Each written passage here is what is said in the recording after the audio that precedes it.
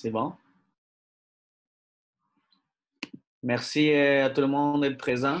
Donc, je sais que c'est vendredi. Je sais qu'on peut-être que vous avez toutes autre chose à faire ou bref, on aimerait peut-être tous être avec un barbecue puis un petit cocktail au lieu d'être à la rencontre. Mais tout de même, je pense on a tous des vies chargées.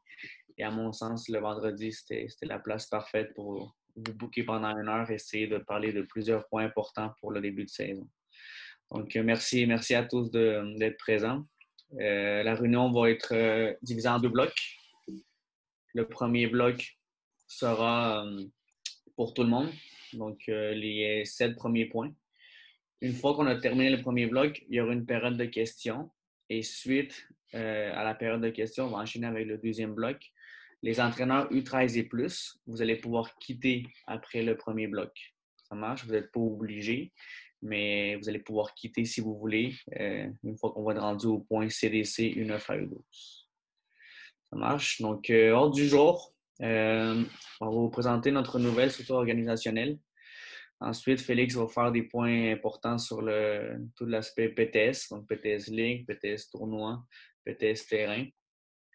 On va parler un petit peu des rôles techniques, des rôles de l'entraîneur, les formations, communication des joueurs. Et on va enchaîner avec la période de questions, CDC U9 à U12, talent émergent, rassemblement et calendrier global avec une dernière période de questions. Ça marche? Donc, je vous présente notre nouvel organigramme. Nous avons changé de structure organisationnelle. Donc, auparavant, on avait un directeur général, un directeur technique et on descendait avec différents postes clés. À partir de maintenant, on change avec une direction sportive qui regroupe les deux postes en un. Le directeur sportif devient directeur général et directeur technique, évidemment supervisé par le conseil d'administration. Donc, le conseil d'administration est rempli de bons bénévoles qui font un très bon travail et qui approuvent aussi les projets du directeur sportif et de son staff pour l'avenir du club et pour le présent aussi. Donc, le directeur sportif adjoint, c'est moi, Carlos.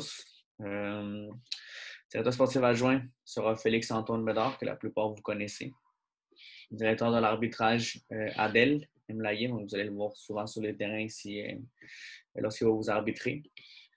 Sur notre structure technique, on aura un responsable de soccer de base que je vais vous présenter tout à l'heure. Responsable U9 U12 qui est moi. Responsable U13 et plus qui est Félix Antoine. En dessous de ça, vous voyez la structure. Donc, il y aura un staff CDC qu'on vous présente tout à l'heure, les entraîneurs qui seront également ici, et les responsables de plateau de U4 à U8. Avant d'enchaîner sur le responsable de soccer de base, en voyant cette structure organisationnelle, évidemment que je reste en supervision de tout ce qui se passe au club, mais à partir de maintenant, vous allez essayer de vous référer à votre responsable de catégorie, votre responsable de secteur. Donc, si par exemple que vous avez une question sur le U9 à U12, vous allez vous référer à moi, qui est votre responsable direct. Si vous avez des questions, des commentaires, etc., sur le U13 et plus, vous allez vous référer à Félix-Antoine directement. Et si vous avez des questions sur le U4 à U8, vous allez vous référer à Anthony Delbeni. Donc, Anthony vient compléter le staff technique. Donc, pour cet été, là, il va nous donner un coup de main dans toute l'organisation U4 à U8. Anthony, en ce moment, coach les U11 filles aussi. Et vous l'avez sûrement croisé dans certains plateaux de vos pratiques U9, U12 pour certains. Et il va aider également là, lorsque ça sera nécessaire pour les plateaux CDC. Donc, Anthony, bienvenue parmi tous. Très content de t'avoir. Très content que tu t'impliques avec nous cet été là, comme technicien. Donc, merci là, d'avoir accepté. Puis, si jamais vous le voyez sur les terrains, ne soyez pas étonnés. Il fait partie du staff là, pour cet été. Je ne sais pas si tu avais peut-être un petit mot ou deux à dire à tout le monde, Tony. Avant tout, bonjour. Puis ben, en fait, ça permet juste de voir mon visage, de parler. Fait que si jamais quelqu'un me replace, on s'est sûrement déjà vu. J'ai déjà un peu commencé. Là. Je pense que j'ai été là déjà tous les jours la semaine dernière. Fait que j'ai déjà vu la plupart d'entre vous. Fait que, bonjour à tous. Merci Carlos, merci Félix-Antoine aussi. Bienvenue, Tony. Pétesse.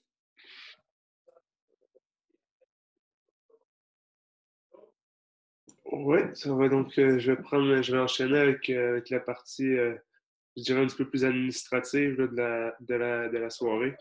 Donc, je vais partager mon écran.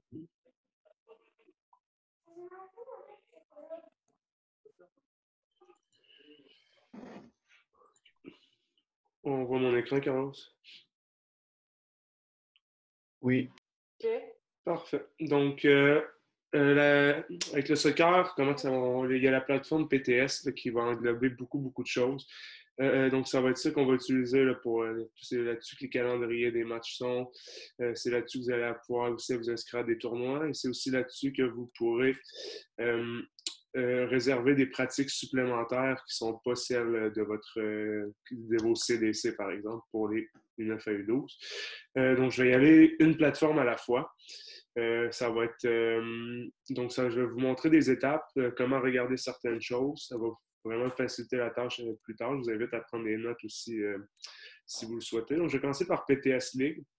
Donc, c'est là-dessus que vous aurez accès pour les horaires des matchs. Donc, je sais que les coachs U13 et plus, vous êtes déjà au courant de ça. Donc, il y a plusieurs ligues, comme vous pouvez le voir. Nous, les ligues qui nous intéressent sont les suivantes, d'accord? Donc, Ligue de développement ici, pour le U9 à U12 et la Ligue Québec Métro qui est ici pour le U13 et plus. Il y a aussi la Ligue senior, mais là, ça touche plus ou moins pour ceux qui sont là ce soir, mais c'est les ligues là, qui sont importantes pour nous dans la région de Québec. Fait que si je vais prendre exemple ici avec le U13 et plus, donc je clique sur la ligue et là j'ai accès aux différentes choses, donc les classements, calendrier. Donc, si je clique sur classement, par exemple, par division, je me dirige vers, bon, je vais prendre l'équipe, on a une équipe, donc je vais prendre U15 féminin régional. Donc là, j'ai accès au classement en ce moment et je vois l'horaire des matchs pour toute la saison, donc jusqu'à la fin août. Si je clique ici sur classement homologué, ça me permet de choisir par équipe. Donc, je peux cliquer sur première Seigneurie U15 féminin et là, je vais l'horaire seulement pour première Seigneurie. Donc, j'ai l'horaire des matchs pour toute la saison. Euh, donc, ça, c'est pour avoir accès à vos horaires de match. Donc, les plus vieux, c'est déjà sorti, vous le savez. Les plus jeunes, maintenant, si je retourne dans la ligue qui vous touche, qui est donc la Ligue de développement pour le U9 à U12, mais vous, ils ont seulement présentement sorti les horaires pour euh, les rassemblements des 3 prochaines semaines, pardon. Donc, vous aurez accès à ces rassemblements-là là, qui sont déjà dans les différentes catégories. Les parents ont reçu les horaires, c'est déjà réglé, mais si je clique par exemple sur une autre jaune où ce qu'on a une équipe, ben, j'ai mon horaire pour tous les matchs. Là. Donc, on voit qu'ils jouent demain. Les matchs se jouent chez nous à l'Ange Gardien, donc une féminin ici. Donc, ça, c'est pour voir vos horaires de match. Le reste de l'été, pour les plus jeunes, ça va sortir au mois de juin, d'accord? Donc, ça viendra. Donc, mais pour le moment, on a seulement accès à l'horaire des rassemblements. Donc, ça, c'est pour voir les heures de match. Comme vous voyez, les plus jeunes, il n'y a, a pas de classement. Là. Ça commence seulement à partir du U14 pour les classements. Donc, ne cherchez pas les classements. Chez les plus jeunes, ça n'existe pas. Maintenant, je vais aller sur les plus vieux parce que pour les plus jeunes, on n'a pas accès à vos comptes d'équipe, d'accord? Donc, je vais retourner sur le U14 et le U13 et plus, nous, ça touche le U14. Et donc, je vais aller me connecter à un compte d'une de nos équipes. Donc, j'ai l'onglet Connexion qui est ici en haut. Donc, je vais prendre, donc pour les plus vieux, on le sait déjà les numéros d'équipe, donc c'est très simple. Donc, connexion ici, je vais mettre le code d'utilisateur et le mot de passe qui sont la même chose et je vais aller me connecter. Donc là, je suis sur le compte du U14. Dans la section entraîneur ici, c'est là que je vais avoir accès à imprimer mes feuilles de match. Donc, pour chaque match de la saison, vous devez imprimer une feuille de match qui est différentes pour chacun de vos matchs. Pour les rassemblements, par contre, il n'y a pas de feuille de match, donc il n'y a pas ce stress-là pour la fin de semaine. Là, donc, vous n'avez pas à imprimer de feuille de match pour les matchs des rassemblements. Donc, dans cet onglet-là, j'ai accès à tous les joueurs. Donc, je peux voir les joueurs de l'équipe avec leur numéro. Même chose avec les entraîneurs. Donc, j'ai accès à ça. Donc, vous pourrez vérifier vous aurez vos comptes d'équipe que tous vos joueurs sont bien dedans et qu'ils sont valides, d'accord? Donc, si vous envoyez qu'ils sont en rouge, par exemple, c'est souvent que la photo de passeport n'a pas été encore envoyée au club. Donc, ça pourra vous permettre de faire un rappel aux joueurs en question. Moi, j'en envoie régulièrement, mais il m'en manque encore quelques-uns. Pour les feuilles de match, ça va être ici dans la section Imprimer feuilles, d'accord? Donc, c'est assez simple. Donc, vous voyez les différents matchs de leur saison. Donc, le prochain match est le samedi 4 juin, d'accord? Donc, contre Celtics Ouest de Portneuf. Donc, pour imprimer la feuille de match, je vais sélectionner le match pour lequel je veux imprimer. Donc, celui-là, c'est le prochain est déjà sélectionné. Je vais venir aussi choisir les joueurs que je veux mettre sur la feuille de match. D'accord? Donc, on voit que la feuille a déjà été imprimée par l'entraîneur. Donc, il a sélectionné ses joueurs, sélectionne ses entraîneurs aussi qui veut aller au match. Et à la fin, il va simplement venir ici sur Vérifier, enregistrer. Et je pourrai ensuite avoir accès à imprimer la feuille de match. Donc, ça ressemble à une feuille de match. Donc, j'ai tous mes joueurs, j'ai mes entraîneurs. Donc, il me reste simplement à l'imprimer. Je ne le ferai pas. Et c'est ce que vous amenez sur le terrain, format papier à l'arbitre. Si vous n'avez pas la feuille de match pour format papier, vous ne pourrez pas jouer le match, donc votre équipe va perdre par forfait. Donc, c'est vraiment, vraiment important que cette procédure-là soit faite pour chacun de vos matchs. Vous avez l'option de l'imprimer match par match. Sinon, vous pouvez l'imprimer au complet pour la saison entière dès le début de la saison. Ça, c'est à vous de gérer comme vous le voulez. Mais c'est important que ce travail-là soit fait. C'est assez simple. Donc, vous imprimez la feuille. C'est pas grave là, si c'est en noir et blanc et que le logo ici n'est pas bleu, là, mais c'est comme ça que la procédure fonctionne. Donc, ça, c'est à faire à chaque match. Pour aussi, ce que les arbitres peuvent vous demander, c'est les photos passeport de vos joueurs et des entraîneurs. Pour avoir accès à ça, c'est à la même endroit. Par contre, vous allez dans Photos joueurs ici. Et là, vous allez avoir accès au passeport de tous vos joueurs. Donc, l'arbitre peut vous le demander. Chez les plus jeunes, une FUDO, je vous dirais que c'est assez rare que les arbitres le demandent. Par contre, les passeports de coach, ils vont souvent le demander. Donc, c'est à la même place. À la fin, ici, on voit les passeports des entraîneurs. Donc, vous montrez ça à l'arbitre et vous allez être réglementaire pour chacun de vos matchs. Donc, ça, c'est la procédure pour les matchs qui est à faire à chaque partie. Donc, c'est important. Je répète, ce n'est pas à faire pour les matchs des rassemblements ce week-end. Donc, vous n'avez pas à vous casser la tête pour ça. Donc, ça, c'était pour PTS League. Donc, si vous avez des questions, retenez-les à la fin, mais j'ai montré les grandes lignes. Maintenant, on utilise la plateforme depuis, ça va être la deuxième année de PTS Réservation pour, donc, PTS Terrain pour réserver des terrains lorsque vous voulez faire des pratiques avec vos équipes pour la saison. Donc, vous avez déjà pour les 9 et 12 vos pratiques avec votre horaire CDC, vos horaires de match qui viendront bientôt. Si vous voulez, par exemple, ajouter une pratique un vendredi soir, qui est une soirée ou le samedi, ça, ce sera à votre guise. Et c'est sur cette plateforme-là que vous pourrez faire cette réservation. Donc, sur votre compte d'équipe, il y a à droite d'entraîneur, il y a PTS Réservation qui est ici. Vous cliquez. Et ensuite de ça, vous allez ouvrir PTS Réservation dans une autre page. C'est ce que je vais faire. Et là, je tombe sur mon compte d'équipe sur PTS Réservation. Donc, pour réserver un terrain, je vais aller dans Réservation, ajouter une réservation. Et là, je tombe sur une page comme ça avec un calendrier. Donc, vous pouvez voir toutes les dates. Les dates qui sont en rouge, donc là, je suis avec l'équipe U14, c'est qu'ils ont déjà des matchs, d'accord? Donc, vous ne pouvez pas réserver une pratique un soir que vous avez un match.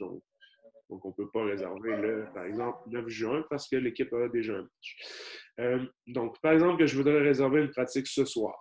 Je vais cliquer ici, donc sur la date du jour, 27 mai. Je choisis la durée de ma pratique, donc ça marche par minute. Donc, si je veux faire 1h30, je choisis 90. Je choisis aussi l'heure du début de la pratique. Donc, si je veux que ma pratique soit à on va dire 20 heures. Je vais choisir 20 heures.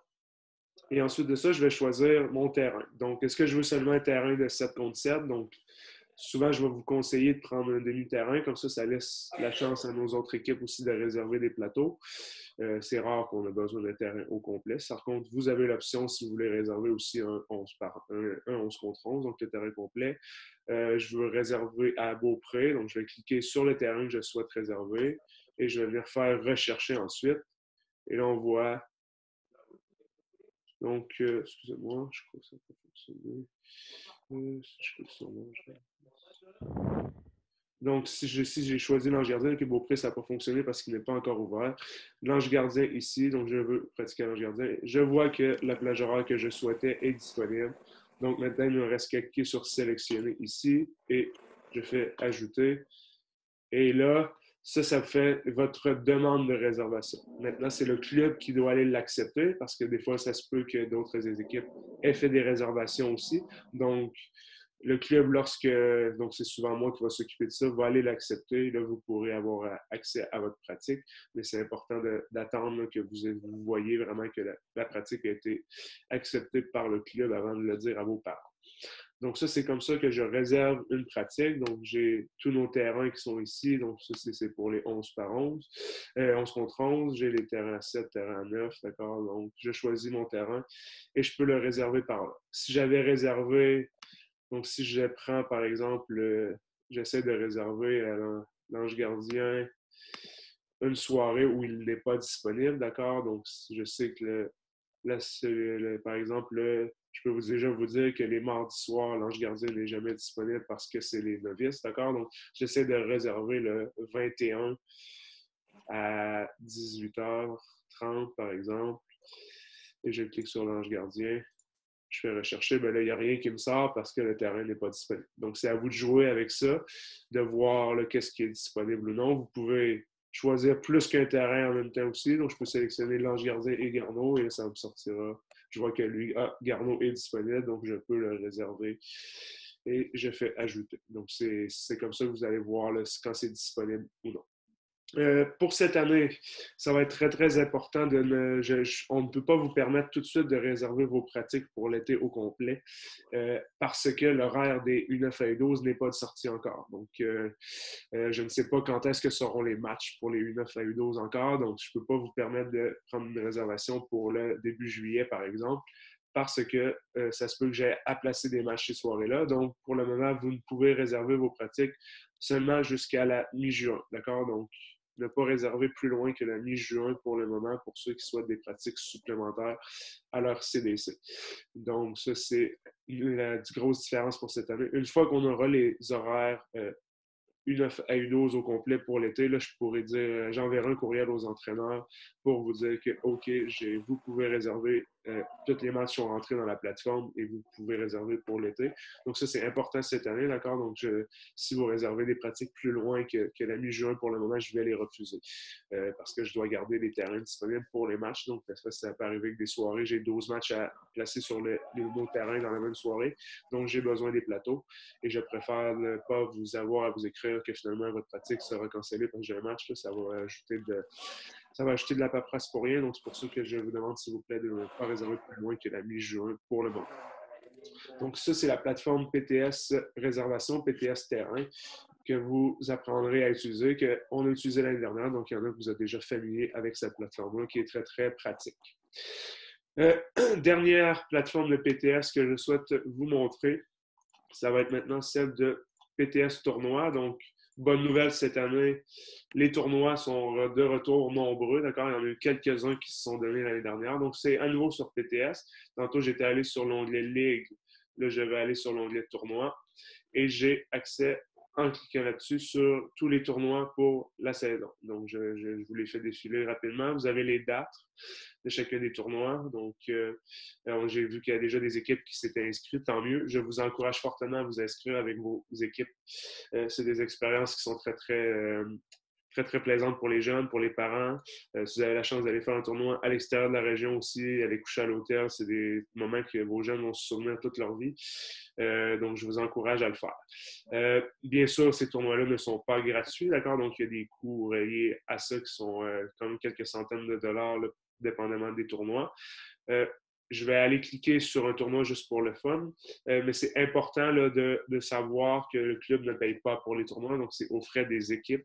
Vous devez donc payer votre tournoi. Donc souvent, c'est le coach qui va inscrire l'équipe ou le gérant paye les frais d'inscription et après ça, vous demandez un montant d'argent à vos parents selon le nombre de joueurs présents pour payer les coûts du tournoi. Donc, je vais aller cliquer sur celui qui se fait près de chez nous, d'accord? Donc, le tournoi Défi Très Carré Charlebourg qui est de retour cette année, qui est un très, très beau tournoi. Donc, je clique dessus et là, j'ai les informations pour le tournoi. Donc, c'est important d'aller cliquer sur les différents tournois parce que ça ne fonctionne pas tous pareil. C'est pas tous les tournois qui offrent toutes les catégories non plus. Je dois vous avouer que les tournois, il y a beaucoup moins d'offres de services pour le local. Donc, les ballons blancs, vous aurez beaucoup moins de choix de tournois. Là, malheureusement, les tournois, la plupart n'offrent seulement que du compétitif, donc du régional. Donc ça sera à vous d'aller vérifier. Donc j'ai ici, donc le tournoi de Charlebourg, 1er, 2, 3 juillet, c'est pour les catégories masculines, le 8, 9, 10 pour les catégories féminines. Donc j'ai ici les tarifs. Donc vous voyez que c'est quand même assez dispendieux quand même. Donc une offre A12, 395 U13, U14, 435, U16 à 18, 450. Donc faites vite pour les tournois qui se donnent en début de saison. Vous voyez que la date limite pour Charlebourg, c'est déjà le 3 juin pour s'y inscrire. Donc ça, c'est des informations pour ce tournoi-là. Donc, vous avez tous les détails, je pense. Donc, vous avez le déroulement des matchs, là, 2 fois 25, 2 fois 30 selon les catégories. Il y a des demi-finales, des finales et tout ça. Pour vous inscrire, d'accord, je ne ferai pas la procédure complète, mais ça va être ici dans Équipe et je vais aller dans Inscription. Et je vais venir rentrer les différentes informations qui sont demandées. Donc, la région, c'est bon, c'est Québec. Donc, notre club première seigneurie. Je vais aller choisir la catégorie, d'accord, de mon équipe, quelle équipe je suis, etc. Et je rentre mes informations, donc responsable, etc. Donc, et ensuite de ça, je fais enregistrer. Et le paiement se fera par après. Les tournois ont différentes manières de payer. Soit vous pouvez leur envoyer par chèque. Sinon, souvent, il y a de plus en plus de tournois qui acceptent les virements Interact aussi. Donc, c'est comme ça que ça fonctionne. Mais je le répète, c'est à vous de vous occuper de vos inscriptions pour les tournois. Notre club ne le fera pas. Je peux vous aider à le faire, mais on ne le fera pas à votre place. Donc, ça, c'est à vous de le faire. Petite spécification pour les tournois qui sont à l'extérieur de la région de Québec, d'accord, de l'ARS, donc qui ne sont pas sur le territoire de l'ARSQ. Donc, si je prends par exemple un tournoi ici à Victoriaville, je dois me procurer aussi donc un permis de voyage, d'accord? Donc, en plus du frais du tournoi, vous devez calculer aussi un permis de voyage là, qui est au coût d'environ 30 donc, c'est 27 plus taxes de mémoire. Donc, pour toutes les équipes qui ne proviennent pas de la région, donc pour là, c'est de la région où se fait le tournoi, donc les équipes qui ne viennent pas de la région du centre du Québec doivent se procurer un permis de voyage. Pour le permis de voyage, c'est à moi que vous en faites la demande, d'accord? Donc, vous m'écrivez un courriel. On inscrit notre équipe au tournoi de Victoriaville de telle date à telle date, j'ai besoin de mon permis de voyage. Donc, il y aura donc, moi, je pourrais remplir le formulaire et ça, c'est la RSQ qui va, après ça, nous le valider. Ils doivent mettre leur étampe de région et vous pourrez, une fois que vous me l'aurez payé, ensuite, je pourrai vous le donner. Donc, ça, c'est pour les tournois seulement qui sont à l'extérieur du territoire de la RSQ. Donc, à prévoir aussi dans vos coûts que vous chargerez aux parents. Et vous aurez aussi besoin d'une liste de vos joueurs PTS Registraria. Donc, il y en a qui l'ont vécu déjà là, avec le petit festival de la semaine dernière du Lac-Beauport. Donc, vous deviez fournir cette liste-là déjà. Donc, ça aussi, c'est auprès du club. Donc, vous m'écrivez, Félix, j'ai besoin de ma liste PTS Registraria pour le tournoi de Victoriaville de telle date à telle date. Est-ce que tu peux me l'envoyer? Et c'est important aussi de me dire vos joueurs qui seront présents à ce tournoi-là. Si vous avez des remplaçants qui viennent, par exemple, vous devez me le dire parce que moi, je devrais les ajouter à la liste. Si vous avez des joueurs aussi, vous le savez qu'ils ne viennent pas, vous pouvez me le dire et je ne les mettrai pas sur la liste. Donc, ça, c'est pour chaque tournoi. Cette liste est obligatoire que vous soyez à Québec ou non. Pour le permis de voyage, ça, c'est seulement pour les tournois à l'extérieur de la région de Québec et du territoire de l'ARSQ. Donc, ça termine pour ma partie. Donc, retenez vos questions si vous en avez, mais je vous invite à aller rapidement consulter la liste des tournois si vous souhaitez en faire un. Peut-être faire un petit sondage rapide auprès de vos parents. Vous pouvez leur sortir 2-3 tournois qui vous semblent intéressants et aller avec celui où vous aurez le plus de gens qui sont disponibles. Mais c'est vraiment, le club vous encourage fortement à en faire cette année. Donc, voilà pour ma partie. Merci, Félix. J'arrête de partager. Mets-moi animateur encore. Ouais.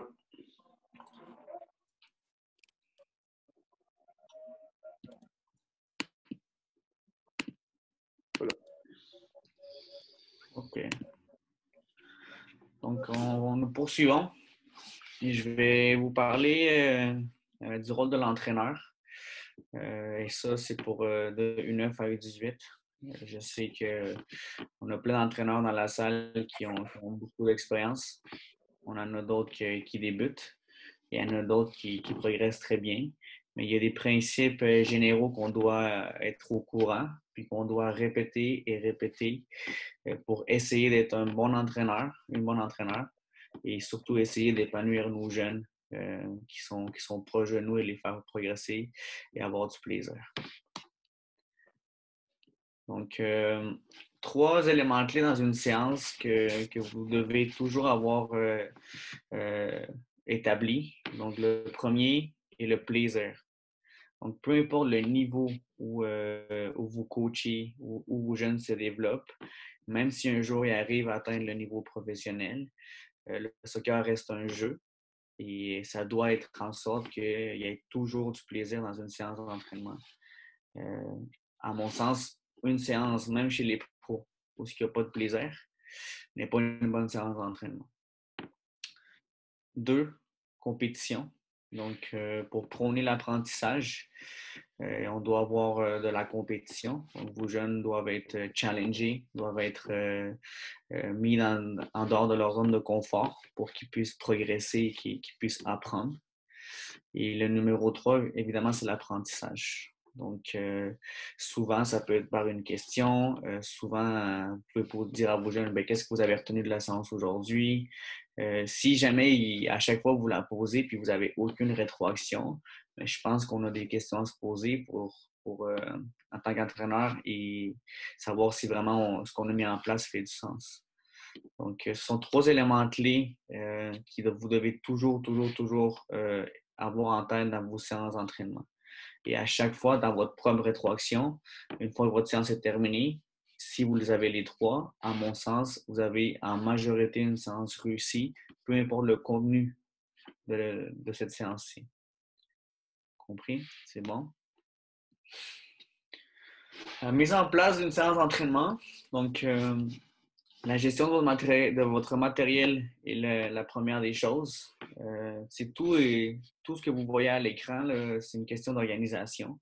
Je suis convaincu là, que vous travaillez là, dans plein de places où il y en a plein qui ont des postes importants. Puis bref, on sait tous que si on est bien organisé dans la vie, ça fonctionne, ou du moins, il y a moins de chances que des imprévus arrivent. Donc, même quand on fait un loisir aussi, là, vous êtes entraîneur, vous avez en charge des jeunes, même si c'est des enfants, vous avez quand même, vous êtes le ou la leader ou les leaders qui présentent et qui parlent à un groupe. Donc, être organisé, c'est fondamental. Et là-dedans, la gestion de votre matériel. Donc, savoir combien de ballons vous avez avant que la séance débute. Est-ce que vous avez tous vos ballons? Savoir combien de sorts, combien de cônes que vous avez pour votre séance. Et tout ça d'avance, parce que souvent on arrive sur le terrain, puis on n'a peut-être pas vérifié les 2 premiers points. Et là, ça nous génère un stress dans notre préparation parce qu'on n'a pas été organisé sur 2 points principaux pour débuter une séance d'entraînement. Idéalement, préparer tous les exercices avant que la séance commence. Donc, je sais que vous êtes tous bénévoles et en passant, merci beaucoup. mais encore dans le sens de l'organisation. Même si vous prenez une séance qui est déjà organisée par nous, la direction technique, et vous faites seulement un copier-coller, mais de l'observer avant d'arriver sur le terrain, de la lire, d'essayer de la comprendre est fondamental. Et pour ceux qui font des séances autres que ceux faites par la direction technique, mais d'avoir votre feuille de papier et de dire, ben voici ce que je travaille aujourd'hui. Vous dessinez votre exercice, vous écrivez les variantes. Tout ce que vous pouvez écrire est bénéfique pour avoir une bonne organisation dans votre mise en place d'une séance d'entraînement. Donc, les variantes, la quantité de joueurs que vous prévoyez, les imprévus par rapport à la quantité de joueurs, le temps de votre séance, si on va le voir dans une diapositive plus tard, etc., etc. Et comme j'ai mentionné, bien, le papier est toujours important, soit de le dessiner ou soit d'imprimer. Vous avez le droit là, de sortir votre feuille de papier sur le terrain, puis peut-être que vous êtes rendu à l'exercice numéro 2. Boum, je vérifie, OK, pack, j'ai ça à faire, j'ai ça à mettre en place. Let's do it. Allons-y. C'est bon. Gestion du temps, dans le même sens organisationnel. Donc, être au courant de la durée de votre pratique. La plupart, vous avez des séances de 1 heure, 1 heure et quart. Donc, d'être conscient de combien de temps vous avez de séance. À l'intérieur de votre temps de séance, la gestion du temps par exercice. Donc, si vous avez 60 minutes, comment vous l'exploitez du mieux que vous pouvez pour maximiser le temps d'exercice que vous avez prévu.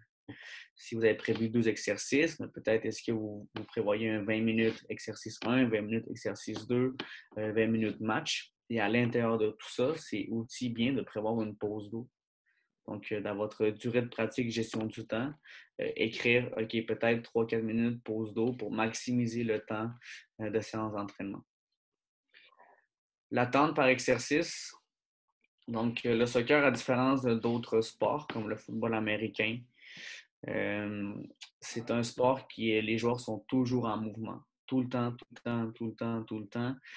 Plus ils grandissent, plus ils avancent dans leur développement, mais plus il y a un maximum de joueurs qui est en mouvement en même temps.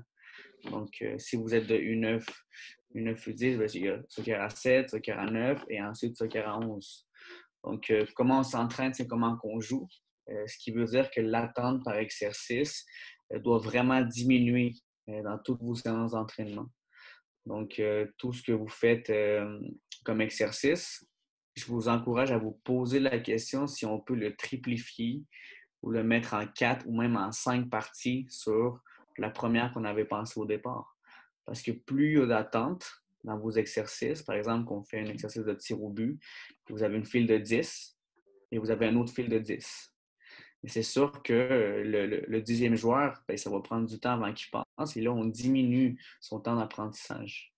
Donc, je le répète, mais je vous encourage à le plus possible vous gratter la tête pour faire 3-4 plateaux en même temps et que vous puissiez les gérer pour ensuite maximiser l'attente, minimiser l'attente, pardon, pour qu'on puisse avoir une meilleure séance d'entraînement.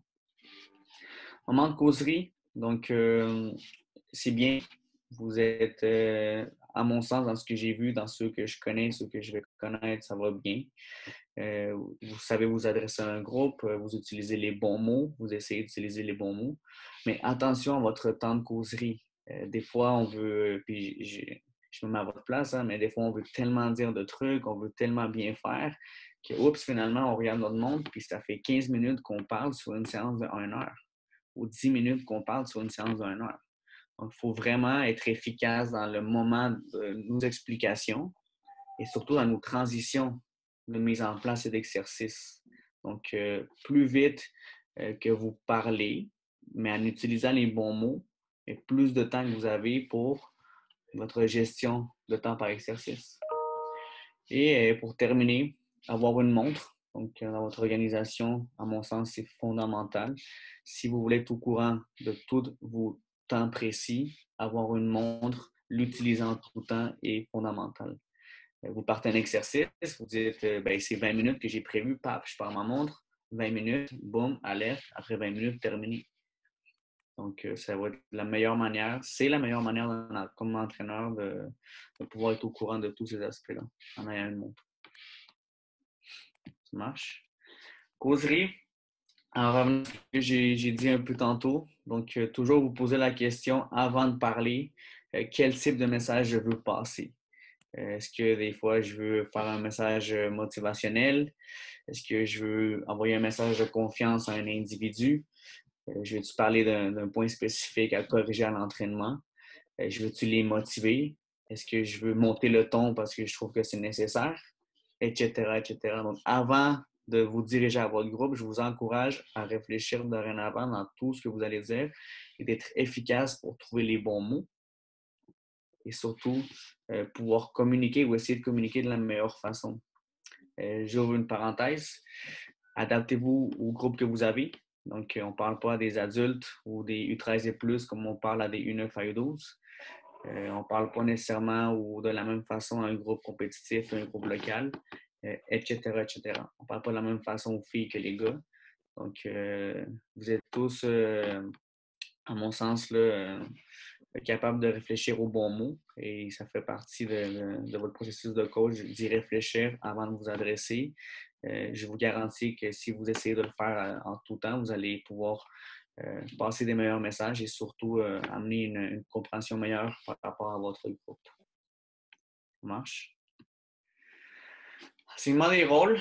Il y a des entraîneurs qui sont tout seuls. Il y en a qui ont des adjoints, des gérants. Je passe un message pour les entraîneurs-chefs, entre autres, donc ceux qui sont en titré, d'assigner les rôles. Donc, si ce n'est pas déjà fait, de le faire, de vous asseoir avec votre adjoint, votre gérant ou votre staff que vous avez à l'intérieur, puis d'assigner les rôles. Donc, de parler ensemble et de dire, bon, OK, c'est-tu quoi? Mais toi, tu es bon, je ne sais pas, pour faire des frappes au but. Mais lorsqu'on aura des séances de frappes au but, mais ça sera toi qui les mets en place. Toi, tu vas t'occuper de faire l'échauffement, moi, je vais enchaîner avec l'autre. C'est toute cette collaboration-là entre coachs est fondamentale, puis il faut que ça soit clair avant que la saison débute pour pas qu'il y ait des mécontentements ou peut-être une mécompréhension dans les rôles que vous avez à faire lorsque vous coachez.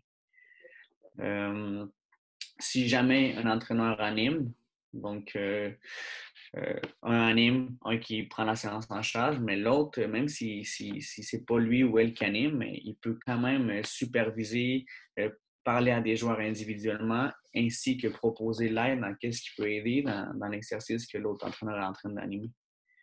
Et pour terminer, vision commune, entre vous et moi, si ça vous est tout déjà arrivé, j'imagine que vous, parents, quand vous étiez enfants, ont discuté. Puis il y a un parent qui vous disait une chose, puis l'autre parent vous disait autre chose, puis vous étiez complètement mêlés et confondus dans qu'est-ce qui était correct à faire. Mais c'est la même chose dans le coaching. Même si des fois vous n'êtes pas d'accord avec qu'est-ce qu'un entraîneur peut dire, si vous êtes deux par exemple, mais peut-être de respirer, décompresser, puis essayer d'aller dans la même lignée que lui ou elle. Et ensuite, une fois que les enfants sont partis, mais échanger pour dire ouais, c'est-tu quoi, Carlos, telle chose que tu as dit, je suis moindrement d'accord, on peut-tu se brancher là-dessus? C'est bon, c'est super important que vous ayez une relation de confiance et que vous ayez une vision commune pour vous backer. Right? Les démonstrations, en lien avec le guide de l'apprentissage. Donc, il y a plusieurs manières d'apprentissage. Tous les jeunes, ils ont différentes façons. Il y en a qui comprennent beaucoup mieux de manière auditive, visuelle, gestuelle, etc. Donc, je vous encourage à tous les faire, ou du moins de l'essayer de le faire. Le visuel est fondamental. Donc, lorsque vous expliquez un exercice, avant de commencer l'exercice, c'est fondamental que vous fassiez un exemple de ce que vous voulez. Puis ça, des fois, je suis conscient que peut-être que vous n'avez jamais joué au soccer ou peut-être pour faire la démonstration, vous êtes moins à l'aise. C'est correct. Par contre, on peut le faire à la main. Donc, vous juste vous lancer le ballon à la main et que les joueurs comprennent qu'est-ce que vous voulez. Je pense qu'avec les mains, vous êtes assez capable. Sinon, vous pouvez demander à un jeune qui vous sentez qui est mature ou des jeunes et qu'eux fassent l'exemple parmi vos explications vocales. Right? Ça vous permet de valider la compréhension. Bon positionnement. Donc, assurez-vous toujours, lorsque vous faites vos démonstrations, que tout le monde vous voit. Souvent, on fait une démonstration, puis on ne se rend pas compte de où est-ce que le groupe est situé. Mais assurez-vous de, boum, OK, je fais 3 plateaux, par exemple. J'ai déjà placé mes joueurs, mais je ramène tout le monde au plateau central. Je fais la démonstration, boum, boum, boum, visuel, auditif, gestuel. On se replace et ensuite, ça va pouvoir être beaucoup plus clair pour qu'ils puissent chacun aller dans leur plateau et effectuer ce que vous voulez de la tâche. Donc, très important là, d'être bien positionné. Évidemment, que tout le monde vous entende quand vous parlez. Puis évidemment que, comme j'ai parlé tantôt dans la causerie, essayez de le faire bref, mais précis. Right? Énergie. Donc, à mon sens, tout se passe dans l'énergie. On a tous des mauvaises journées. On a tous des journées que ça ne nous tente pas, que on s'est cogné le bout de l'orteil sur le lit en partant, on a échappé notre café, notre boss a été fatigant, etc. Je le sais, je le vis aussi, mais c'est pas de la faute des enfants. Donc, on doit être à l'aise avec ce rôle-là dans un sens, puis surtout laisser ce qui est arrivé de côté et être là pour les bonnes raisons qui sont les jeunes. Donc, j'ai vu beaucoup d'entraîneurs là, depuis de nombreuses années que je suis directeur technique. Puis beaucoup, ils ont fait certaines bêtises ou ils ont mal géré leur énergie par rapport à leur groupe parce qu'ils avaient vécu une mauvaise journée. Puis ça n'a pas été toujours plaisant pour les jeunes. Donc, il vous voit comme un exemple. Si vous arrivez avec les épaules baissées, fatigué, mal habillé, bref, tout ça est pris en considération pour que les jeunes vous prennent en exemple et qu'ils fassent ce que vous leur demandez. Le dynamisme, donc l'énergie, c'est difficile. C'est difficile après une journée ou c'est difficile après un exercice ou deux, mais la gestion de votre énergie est fondamentale dans l'ensemble de la science. Right? Et être positif. Donc, on est là pour les jeunes, tout le monde. Donc, le plus positif possible, de les envelopper d'amour, de les envelopper de compliments. Et surtout, même si on les corrige, même si des fois on les chicane, que ça soit fait pour les bonnes raisons, donc avec de l'amour. C'est très, très important. Peu importe l'âge que vous coachez, je vous le garantis. Sujet important, plus administratif, en terminant sur le rôle de l'entraîneur. Le temps de jeu. C'est une question qu'on me pose souvent. À chaque fois qu'on fait la présentation des entraîneurs, on vous présente une diapo qui ressemble à celle-là.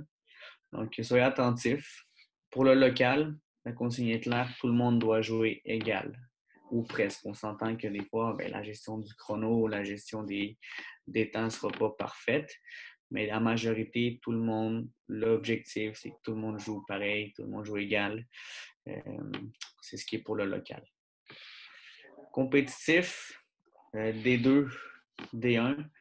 Donc, j'ai écrit à la discrétion de l'entraîneur avec le gros bon sens. Je m'explique. Donc, évidemment qu'on parle de compétitif, évidemment qu'on parle souvent du meilleur niveau que vos enfants peuvent jouer ou que les enfants peuvent jouer pour leur âge. Donc, la gestion du temps va être différente parfois. Donc, ça se peut qu'il y ait certains joueurs ou joueuses qui jouent un peu plus, mais utilisez le gros bon sens. Je le répète, il faut être là pour les bonnes raisons. On est là pour les jeunes.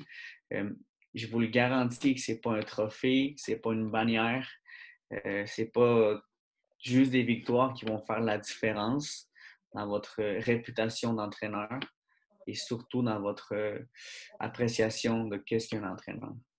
Donc, souvent, on pense, il faut que je gagne. Puis moi, je suis un gagnant en passant. Je suis un gagnant. Mais je le répète, il faut être là pour les bonnes raisons. Ce sont les jeunes, même si on est dans le compétitif. Ça marche, il n'y a personne qui est coach professionnel ici.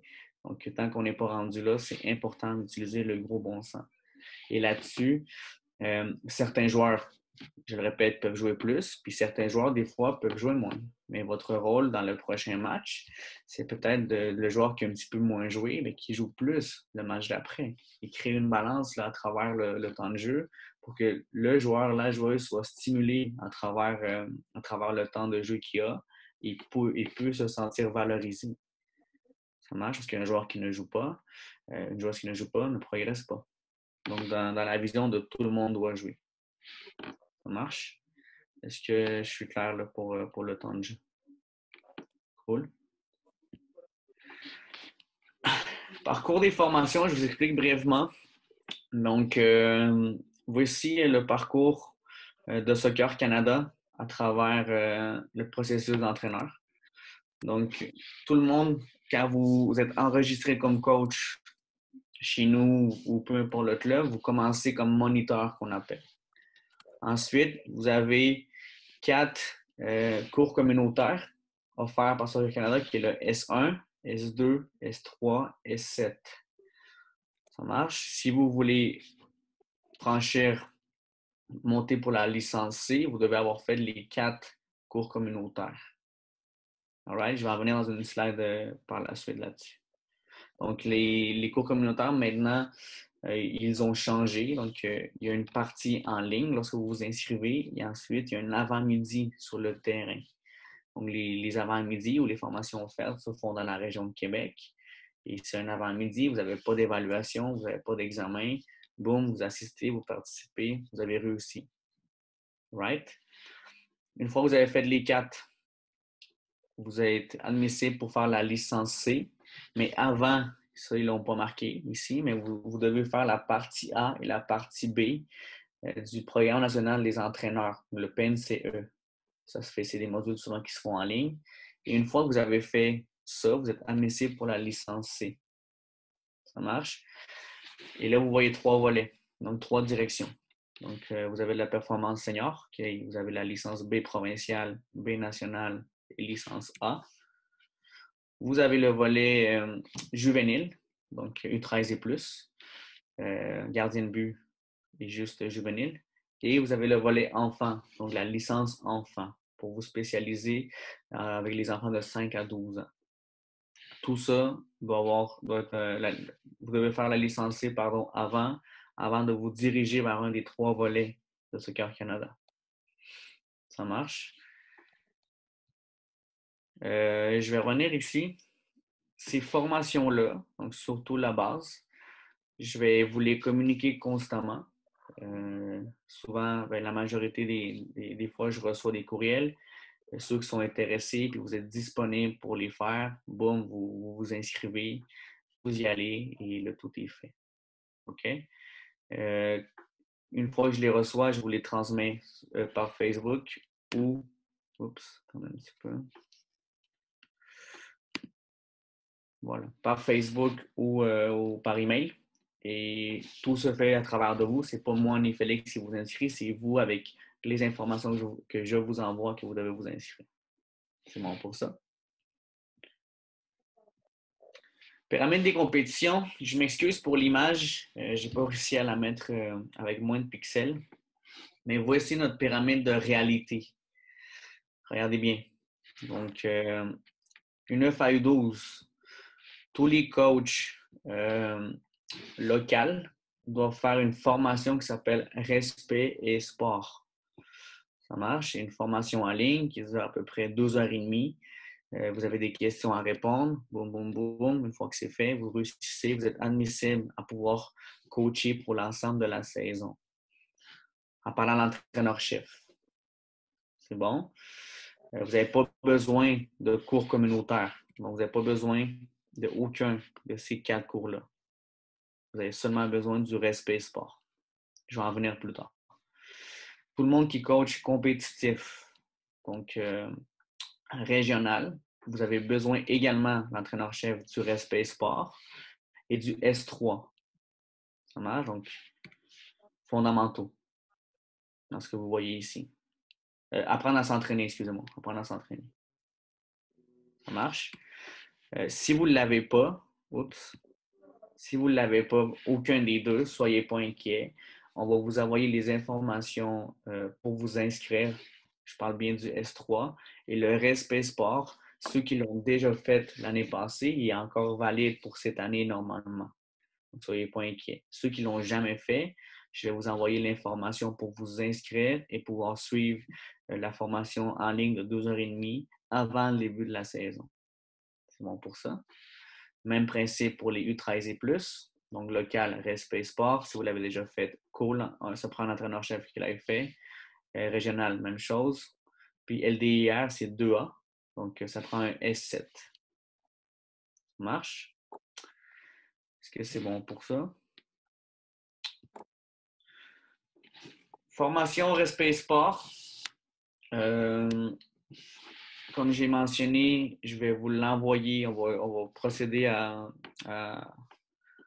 les inscriptions, puis je vais vous les envoyer avant le début de la saison pour les suivre.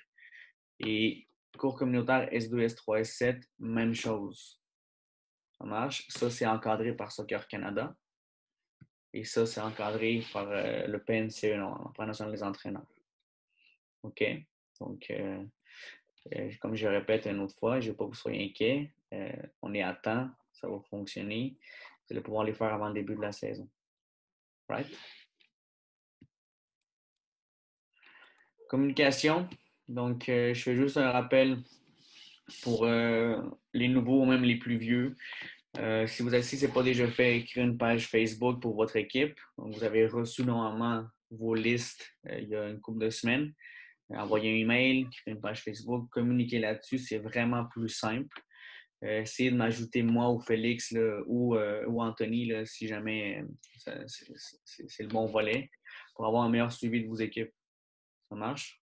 Si c'est déjà créé, mais assurez-vous d'ajouter les nouveaux joueurs et joueuses et les parents également. C'est bon? Communauté d'entraîneurs, SDPS, donc je pense que tout le monde suit déjà la page. Si ce n'est pas fait, envoyez-moi un courriel ou à Félix et écrivez entraîneur à SDPS, comme qui est marqué ici sur Facebook. Vous allez sûrement avoir une page. Vous allez cliquer, boum, vous rentrez, vous demandez la permission d'entrer, on vous accepte et vous êtes dedans. La majorité des communications se fait sur Facebook. Je sais qu'il y en a qui n'ont pas Facebook. On continue à les envoyer par courriel. Par contre, ça va plus vite par Facebook. Donc, je vous encourage que si vous n'avez pas, mettre un membre de votre famille, conjointe, enfant, puis qu'ils puissent avoir accès à cette page-là pour des urgences. Comme j'ai mentionné, on communique beaucoup plus vite sur cette page-là. Right?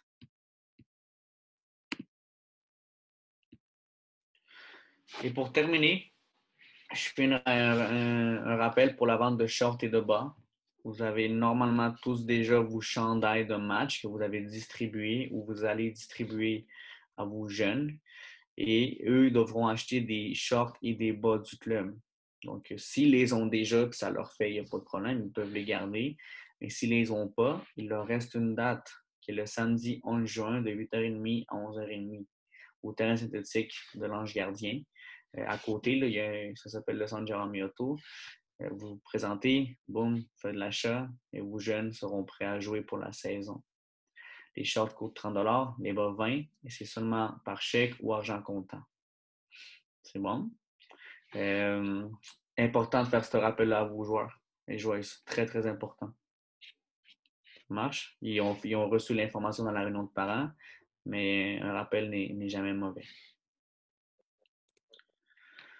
Pour le bloc 1, ça conclut. J'aimerais savoir si vous avez des questions, des commentaires.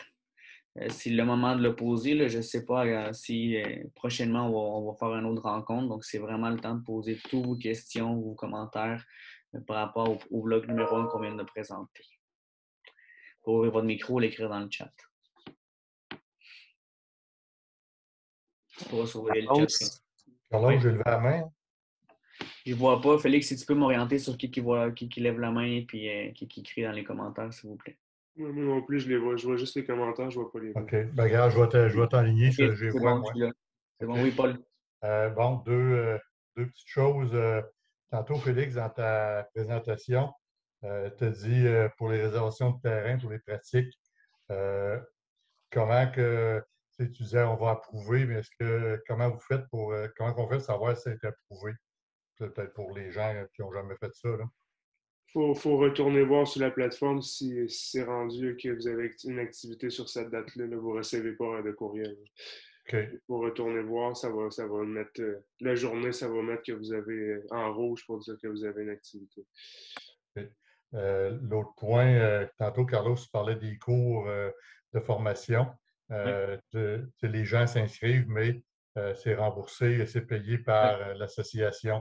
Si vous voulez, vous n'êtes pas obligé de payer votre formation, là, c'est offert par, par le club là, pour la formation, pour avoir le plus d'entraîneurs formés.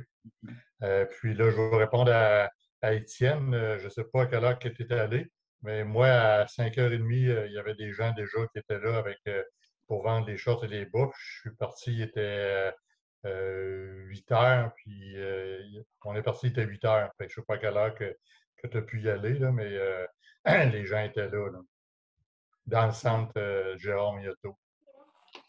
Donc, si jamais pour la vente des shorts et bas, ce n'est pas fait, il y en a un autre le 11 juin, comme vous avez vu. Puis si vous ne pouvez pas y aller, je vous encourage à envoyer un parent que vous connaissez ou bref, quelqu'un, peu importe.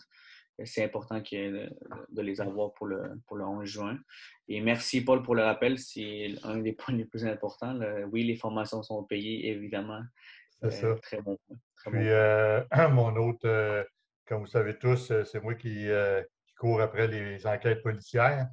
Je vais nommer ceux qui sont peut-être ici, là, qui n'ont pas encore rempli. Franco, parce que tu le sais. Patrick Ouellette, Yves Trudel, Marie-Claude Blanchard, Alexandre Ferland, Michel Ferland, Stéphane Fortier.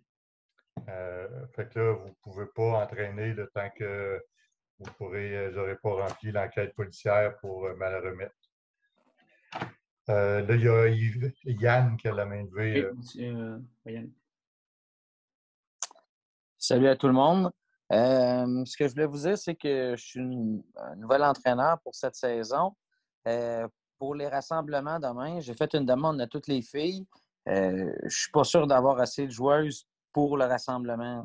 Y a-t-il des options possibles? Y a-t-il quelque chose? Parce qu'on est juste 5 pour l'instant. Okay. On a un point dans le 9 à 12 dans les rassemblements. Okay. Je me le note, mais on va en parler, Yann. Ça marche? Parfait, merci. Pour les 9 à 12. Je me le note quand même. Est-ce qu'il y a d'autres questions pour le bloc 1 ou commentaires? Moi, je ne vois pas d'autres mains. Hein. Je pense que Jonathan, oui. Oui, dans le fond, c'est juste une petite question. Deux questions, en fait, pour les cours, en fait, là, S1, S2, S3, S7. Est-ce qu'il faut les faire en ordre, dans ce fond, ou on peut les faire pêle-mêle? C'est une bonne question. Normalement, c'est en ordre, donc c'est l'idéal, mais non, tu peux t'inscrire séparément. Okay. Des fois, il y a une formation qui va se donner. Là. Mettons que, par exemple, dans ce mois-ci, il y a le S2 puis le S7 qui se donnent. Le S7 avant le S2, tu peux les faire. Mais c'est ça, dans la compréhension, idéalement, c'est de les faire un derrière l'autre, mais c'est pas obligatoire. C'est bon, parce que tu avais envoyé un courriel, puis je voyais juste le S2, S7, justement. Mais là, on a besoin du numéro de passeport. Là. Moi, je n'ai pas ça encore. Oui, je vais te l'envoyer. Là. J'ai oublié de te répondre, je vais te l'envoyer. C'est bon. Puis l'autre question que j'avais, c'est comment je fais pour avoir des wattés bleus ou pour moi, je parle un gilet de coach pour pas que je sois habillé en n'importe quoi tout le temps. C'est un bon point. Je ne l'ai pas mis dans la présentation. Merci du rappel. Normalement, on vous donne chaque année un chandail de coach. On va vous en donner un autre cette année. On va se mettre là-dessus là, avec Marie-Pierre qui s'occupe des équipements pour vous en commander un, vous prendre vos grandeurs et vous donner un chandail. Sinon, si vous voulez vous faire une commande individuelle, on a un partenaire qui s'appelle Sport Contact. Vous pouvez vous acheter des vêtements du club avec un pourcentage de rabais. Et par exemple, comme la veste qu'on a ici, vous pouvez l'avoir demandé puis vous l'achetez avec un pourcentage de rabais. c'est bon, ça c'est une possibilité. Et l'autre, ben, on va vous fournir un chandail là, pour cet été. C'est bon. Merci. OK. J'ai des questions de Cindy. Oui, je les vois aussi, Paul. Tu les vois, OK. Il y a Cédric avant qui avait la main levée. Voilà, avec Cindy après. Oui, salut. Question concernant pour regarnir notre trousse de premiers soins. Est-ce qu'il y aura, comme d'habitude, une rencontre pour genre Myoto ou quelque chose comme ça? On a fait le plein pour la plupart. OK. Il faudrait que tu écrives à Marie-Pierre, celle qui s'occupe de ça. Marie-Pierre Labelle, c'est notre présidente, c'est elle qui s'occupe de tout ce qui est équipement. Si tu as renouvelé ta trousse aussi, là, si tu n'as pas son courriel, tu peux m'écrire, Cédric, je vais te l'envoyer. Parfait. Non, c'est bon. Good. Je vais la contacter direct. Merci. Ça marche. Oui, Cindy? Son micro ne marche pas, fait que... Ouais, elle pose plusieurs questions. Je vais répondre aux premières. Est-ce qu'on peut annuler une réservation dans le PTS réservation? Une fois que le club l'a accepté, vous ne pouvez pas l'annuler. Par contre, si le club ne l'a pas encore accepté, vous pouvez vous la faire annuler la demande que vous aviez faite. Si jamais c'est déjà accepté puis vous ne voulez pas faire la pratique, vous m'écrivez un courriel et je vais l'annuler moi-même. Mais c'est important de le faire si vous décidez d'annuler. Comme ça va libérer le terrain pour une autre équipe qui souhaite possiblement faire une pratique. Fait que oui, vous devez m'écrire si le club l'a déjà validé. Pour la feuille réservée à PTS Registraria de vos joueurs pour les tournois, ça en prend une différente pour chaque tournoi. Parce que le nom du tournoi est écrit en haut, ça varie. Vos joueurs ne seront peut-être pas nécessairement les mêmes, donc vous devez en demander une différente pour chaque tournoi que vous allez faire. Et la dernière question, oui, vous pouvez ajouter soit moi ou Carlos dans votre groupe Facebook. On ne vous l'oblige pas, là, mais des fois, ça peut permettre de faciliter les communications avec le club. Mais ce n'est pas une obligation de nous ajouter. D'autres questions ou commentaires pour le blog? Hein? Il y a une autre question que Cindy pose qui est importante. Elle dit finalement, est-ce que je dois faire les formations puisque je suis seulement aide à la gestion? Si les formations, tu parles de respect sport, non, regardez les gens qui sont sur le banc doivent faire le respect sport. Je vais revenir à ma slide. Entraîneur-chef, oui. Entraîneur adjoint, non. Ça, tu vérifieras avec le RSQ, mais c'est une l'année passée, obligation. c'était ça. L'année passée, c'était ça. C'était seulement l'entraîneur-chef qui était obligatoire. L'entraîneur adjoint ou le gérant, c'était pas le cas, là, mais on va vérifier. Ça marche? Est-ce qu'il y avait d'autres questions ou commentaires sur le blog numéro 1? Excellent. Donc, on va passer au blog numéro 2. Avant de le faire, je tiens à remercier les coachs U13 et plus, en fait, tout le monde. Mais ceux qui quittent le 13 et plus, merci pour votre travail, merci pour votre dévouement. On est vraiment reconnaissants, on a besoin de vous. Si vous avez besoin de quoi que ce soit, vous savez que vous pouvez compter sur moi, sur notre staff.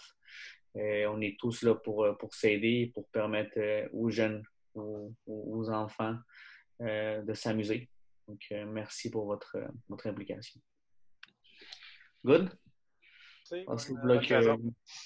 Merci beaucoup. Passez au bloc numéro 2 pour le 9 à 12. Donc, le sujet Centre de développement du club, CDC. Beaucoup d'entre vous, vous avez assisté à la réunion, vous avez assisté de l'année passée, vous avez assisté à une première année en tant que CDC. Cette année, il y aura certains changements. On s'est adapté aussi à des demandes.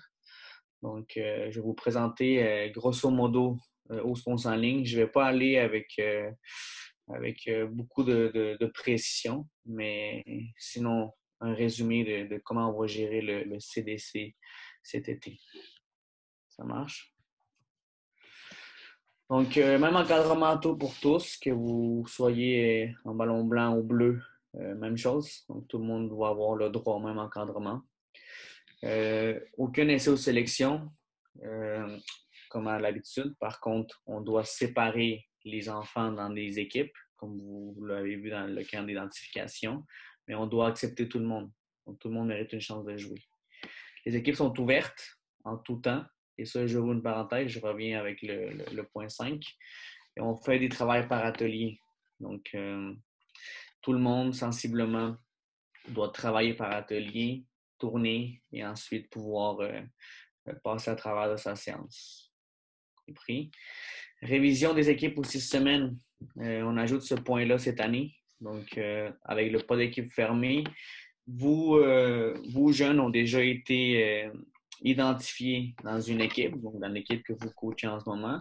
Mais aux 6 semaines, nous allons faire une révision pour voir pour valider s'ils sont dans le bon niveau ou s'ils doivent monter ou descendre de niveau. Et si on trouve pertinent. Donc là-dedans, vous allez avoir un rôle à jouer cette année assez important. On va vous accompagner évidemment pour prendre ce genre de décision-là. Mais aux 6 semaines, boum, on se reparle et on réfléchit si c'est pertinent de le faire ou non. Ça marche. Les 6 semaines ont déjà débuté dans le camp de préparation. Je vous demanderai de fermer votre micro. Je ne sais pas qui est ouvert. Je vous demanderai de le fermer, s'il vous plaît. Donc, les 6 semaines ont déjà commencé, comme j'ai mentionné. 3 semaines dans le camp d'identification. Et là, on tombe dans les 3 prochaines semaines. Une fois qu'on passe à travers, là, vous allez pouvoir me parler et me dire bon, Carlos, j'ai tel jeune que j'aimerais peut-être monter, peut-être descendre. Et on aura une conversation sur le mouvement des joueurs. Ça marche? Et ce, durant tout l'été. C'est bon pour ça. D'ici là, je sais qu'il y en a plein parmi vous qui veulent déjà ou qui ont déjà des idées parce que vous avez vu d'autres équipes, etc. Mais d'ici là, vous êtes seulement en observation des joueurs pour valider ou pour essayer de réfléchir si c'est pertinent d'avoir un changement à la révision des 6 semaines. Donc, s'il y a des parents qui vous le demandent, vous devez leur dire qu'est-ce que j'ai mentionné. Compris? Même s'il y a des parents qui insistent ou qui veulent absolument que leur enfant monte ou descende, c'est pas le moment. À moins qu'il y ait une urgence, mais là-dessus, vous communiquez avec moi, vous me donnez les infos du parent et je vais pouvoir parler avec lui ou elle et pouvoir lui expliquer comment on fonctionne. C'est bon? Organisation, donc attentif là-dessus. Tous les vendredis, à partir du 30 mai, vous allez recevoir la séance d'entraînement que vous devez faire. Donc, pour la semaine d'après. Ça marche, je vais la poster sur Facebook seulement. Ceux qui n'ont pas Facebook, envoyez-moi un courriel. Je vais réfléchir à comment on le fait. Et vous allez avoir tout ce que vous devez faire là-dessus. Donc, c'est important de la vérifier, de poser des questions dans le groupe Facebook et qu'on puisse essayer de la comprendre avant de la faire dans votre semaine. Right? Vous devez toujours vous situer au même endroit sur le terrain. À chaque fois que vous présentez dans un CDC, je vais expliquer le schéma dans une diapositive après, mais vous prenez une place, boum, en début d'année, donc dès le 30 mai, vous restez là tout le temps pour que vos jeunes puissent vous repérer à chaque fois qu'ils arrivent dans un CDC. Amenez votre matériel, donc poche de ballon et poche de coach que vous avez normalement. Les plateaux seront déjà montés sur place. Soyez pas inquiets, vous n'allez pas avoir besoin de beaucoup de cônes, mais c'est jamais pertinent de les amener au cas. Ça marche? Un responsable de plateau sera là pour vous aider. Donc, que ce soit moi, Félix, Antoine ou Anthony parfois, mais on sera toujours là, boum, en tant que responsable de plateau pour vous guider, vous orienter et vous aider dans toute la structure et la séance CDC. Ainsi, il y aura tout le temps un éducateur technique qui sera là pour vous aider en plus du responsable de plateau. Donc, il y aura un jeune ou une jeune éducateur qui sera présent et pourra vous aider, vous guider pour faire votre séance d'entraînement et vous encadrer avec vos jeunes. Bon pour ça. Je demanderai Félix de fermer le micro de la personne qui est ouverte, s'il vous plaît. Voici notre ligne directrice. On fait un copier-coller de l'année passée dans les principes, donc dans les thèmes de la séance, en travaillant avec 5 thèmes. Donc, ballon, passe, tir, feinte, duel, et ce en continu. pour faire une tournade. Donc, une semaine sera conduite, une semaine passe, etc. Donc, une fois qu'on a fini le cercle, boum, on revient au premier et on enchaîne par la suite sur le reste de l'été. Dans chaque thème que vous voyez à l'écran, il y aura plusieurs principes et sous-principes. Donc, à travers le thème de la séance, donc la direction de notre séance qui est la conduite du ballon, mais il y aura des principes et sous-principes. Donc, ça va être important de l'identifier dans vos séances. Par exemple, là, si le thème c'est conduite du ballon, puis l'exercice numéro 1 est un match, mais ce que vous devez coacher, c'est la conduite du ballon. C'est bon pour ça. Je vais en venir plus tard. Est-ce que c'est clair là-dessus? Cool. Je vous mets un exemple de séance. Exercice numéro 1. Voici à quoi ça peut ressembler dans ce que vous allez faire. Donc, c'est à peu près une feuille comme ça que vous recevez. Vous avez la quantité de joueurs, la durée, le matériel nécessaire, catégorie d'âge, objectif de la séance, les explications donc de votre schéma, ce que vous avez besoin, les dimensions et les consignes. Donc, ce que vous devez coacher. Right? Cet exercice-là sera déjà monté par nous avant votre arrivée. Donc, l'exercice numéro 1, vous n'avez pas besoin de le monter. Il sera déjà sur place. Vous avez juste besoin de le comprendre. Des fois, ça va être marqué U11 dans l'âge, des fois U14, des fois U10. Des fois, il n'y aura pas d'âge marqué. Ne vous fiez pas à ça. Alright? Donc, c'est une directive d'à peu près l'âge optimal pour cette séance, pour cet exercice-là.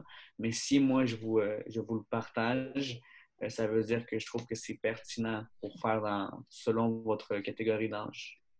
Ainsi que les joueurs. Donc, même si c'est marqué 10 joueurs, puis vous en avez 18, il faut se gratter la tête dans comment on l'adapte par rapport à nos joueurs. C'est bon? Donc, cette année, changement par rapport au CDC de l'année passée. L'exercice numéro 2 sera optionnel pour les ballons bleus et les ballons jaunes. Ça marche? Si vous voulez le faire, ça vous appartient. Si vous voulez faire autre chose, ça vous appartient aussi. Je sais que c'est un feedback que j'ai reçu beaucoup, qu'on a reçu par rapport à, des fois, il y a certaines choses que je veux travailler. Cool, parfait, je comprends. Vous allez pouvoir le faire dans l'exercice numéro 2. Donc, exercice numéro 1. Janie, ferme ton micro, s'il vous plaît. Mon Janie, micro? ferme ton micro, s'il vous plaît. Oui, il est ouvert. Hey, sérieux, je sais même pas comment faire. Félix, tu peux le fermer, je pense. Non, je peux pas, je suis plus admin. OK, c'est bon, je l'ai fait. OK, donc exercice numéro 2, comme j'ai mentionné, optionnel. Si vous voulez le faire, ça vous appartient. Mais cette année, vous n'allez pas changer de plateau. Donc, vous restez tout le temps au même endroit toute la séance.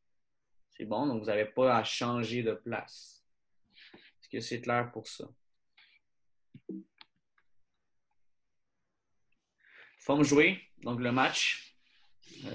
Encore là, vous n'êtes pas obligé de le faire. Si vous trouvez que ce n'est pas pertinent de faire un match avec votre équipe, ne le faites pas. Par contre, dans la structure de la séance, ça va être pareil comme je viens de vous expliquer. Donc, exercice structuré de la même façon. Exercice 1, obligatoire pour tous. Exercice 2, optionnel ballon bleu et jaune. Exercice 3, qui est la forme jouer le match, optionnel aussi. Par contre, je vous encourage à le faire.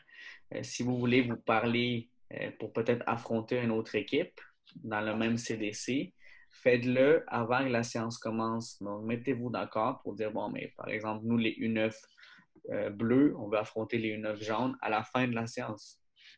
Parlez-vous, c'est possible, aucun problème. Mais il faut que ça soit fait avant, pas pendant la séance. C'est bon pour ça? Est-ce que c'est clair pour la structure des séances CDC? Oui? Donc, voici un schéma. Donc, je vais vous présenter le calendrier après. Vous allez peut-être comprendre également. Ça ressemble à ça. Je vais vous envoyer en début d'année vos schémas, donc qui est situé où par rapport au terrain. Et vous allez devoir vous mettre dans votre partie de terrain. Ce que nous avons changé cette année, c'est de diminuer la quantité d'équipes par terrain à 11. Donc, normalement, vous devrez avoir plus d'espace pour faire votre séance d'entraînement que l'année passée. Right? Si le U9 blanc numéro 3 est situé où ce que vous voyez à l'écran, mais il doit rester là toute l'année. C'est bon pour ça. Même chose pour le ballon bleu, etc. pour toutes les équipes. Nouveauté de cette année, donc on va avoir un protocole d'accueil. Comme vous voyez à l'écran, c'est une zone située dans le milieu du CDC. Donc, tous jeunes, lorsqu'ils vont arriver, au lieu d'aller vous voir directement, ils peuvent aller déposer leur sac, leur gourde, toute question de besoin. Mais ensuite, ils devront tous rentrer dans le protocole d'accueil qui sera une zone neutre. Et il y aura un éducateur ou le responsable de plateau qui devra animer peut-être un échauffement ou juste faire de l'animation pour que les jeunes puissent être stimulés en début de séance et être prêts à débuter leur séance. Souvent, le responsable de plateau donnera un speech, donc donnera des directives pour l'ensemble du CDC. Et ensuite, une fois que c'est fait, boum, chacun part sur son bout de terrain, commence l'exercice et enchaîne le CDC. Ça marche pour ça. Évidemment, ça va falloir habituer vos jeunes à le faire. Donc, soyez pas inquiets, une fois qu'on va le partir, ça sera mis en place pour les prochains. Right? Est-ce que j'ai oublié quelque chose là-dessus? Non, je pense que c'est bon. Juste à vous faire un rappel que le schéma de terrain pour le début de saison, je vais vous l'envoyer en même temps que les plans de séance. Donc, à revenir, vous êtes situé où sur les terrains? C'est bon? Donc, juste voici à quoi ça ressemble un plateau CDC. Comme vous avez vu dans le schéma, divisé en plusieurs parties, une équipe d'un côté, une de l'autre. Vous allez pouvoir avoir vos exercices déjà montés avec vos cônes et ça ressemble à ça. C'est bon? Calendrier. Ça a déjà été envoyé à vos parents. Je vous l'avais envoyé également. Partagé sur Facebook, disponible sur le site Internet. Donc, tous les CDC vont être situés en X à Bois-Châtel cette année, sauf quelques dates. Vous voyez à l'écran vos équipes, vos catégories, pardon. Ainsi, quelques séances seront à l'Ange Gardien. Donc, le U9 aura le 1er août et le 22. Et le U12 filles auront le 15 juin, 16 juillet, 13 juillet, 10 août à Bois-Châtel, Garneau. Donc, pour un total de 11 séances, on va s'entraîner du 30 mai au 25 août. Vous voyez que vous avez tous les mêmes jours que vous avez déjà en ce moment. Donc, on fait juste transférer à un X et on vous ajoute 15 minutes de plus à votre séance qui est non obligatoire. Ça vous appartient. Si vous voulez l'utiliser, si vous voulez boss, utilisez-le. Si vous voulez finir votre séance à 7h15, donc de 1 heure, ça vous appartient aussi. Right? Ça, c'est seulement un blocus de 15 minutes juste pour vous. Right? Voici les engagements qu'on a présentés aux parents que je vous partage ce soir. Donc, on a créé l'année passée un programme qui s'appelle Talent émergent pour toutes nos catégories U9 à U12, associé avec l'Académie de soccer Pro Foot, académie privée qui se spécialise dans la technique individuelle avec des coachs très, très performants. C'est une académie ça fait 25 ans qu'il existe, une académie qui a encadré beaucoup de joueurs, de joueuses qui jouent et qui ont joué à un bon niveau. Certains ont réussi même à franchir chez les pros. Donc, voici l'entente qu'on a avec eux. Même chose cette année. Ça va commencer du 1er juillet au 19 août et ça sera tous les vendredis soirs à l'Ange Gardien, comme l'année passée. L'heure est à définir encore et les groupes sont à définir encore. Une fois que je les ai, je vous envoie l'info ainsi qu'aux parents et les gens pourront faire leur inscription pour un prix de 130 $, en plus de ce qu'ils ont payé pour la saison. En bleu, donc tous les coachs bleus ici présents ce qu'on a mentionné aux parents, c'est que c'est un entraînement obligatoire. Ce qu'on a aussi mentionné, c'est qu'on ne va pas tordre le bras à personne, évidemment. Donc, si jamais il y a des parents qui ne peuvent pas pour différentes raisons, ils n'ont pas les moyens, ils n'ont pas le temps, c'est pas la fin du monde, on ne va pas les obliger. Mais on veut vraiment avoir la vision que nos ballons bleus soient le présent le plus possible. Right? Jaune, fortement recommandé. Blanc, optionnel. Right? Tout le monde a accès à y aller. Donc, ceux qui veulent faire une séance de plus, coachée individuelle par des entraîneurs de qualité, à mon sens, si j'étais vous, j'encouragerais tous mes joueurs, mes joueuses à y aller parce que c'est vraiment payant. C'est bon. Ensuite, vos parents vont recevoir un pamphlet qui ressemble à ça. Donc, un pamphlet avec les informations d'inscription, donc les heures, les dates et l'âge avec les groupes. Ici, il y a une erreur, là, c'est de 7 à 12 ans. OK? Ils pourront s'inscrire.